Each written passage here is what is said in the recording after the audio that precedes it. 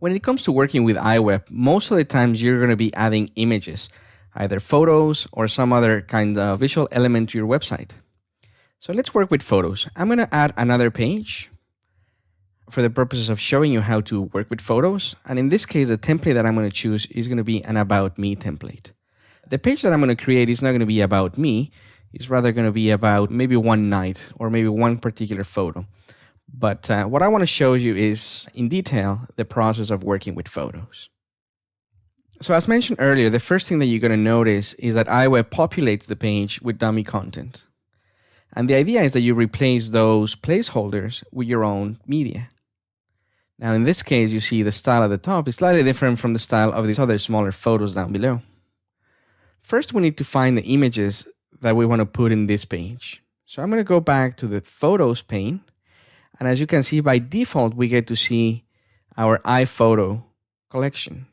If you select the iPhoto name at the very top, then you get to see in here all of the photos in your collection. It's a really extensive list in this particular case.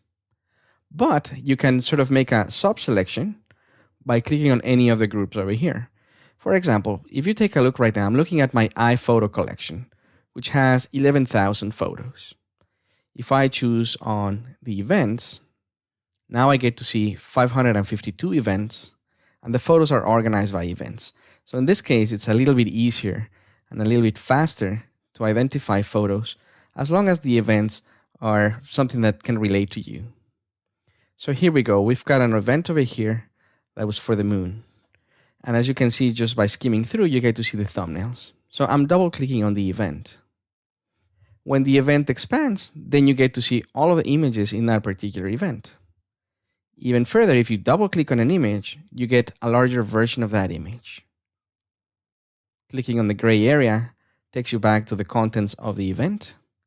And then from here, you can just drag and drop to the placeholder. So I'll do that same thing for these other 3 placeholders down below. I'm going to grab this photo, which is somewhat funky. It's out of focus and it's not very well framed, but it does give it a little bit of motion over here to these thumbnails. Same thing with this one, which is very dark. I'm going to put it over here. And then I've got a very nice complete shot of the moon here.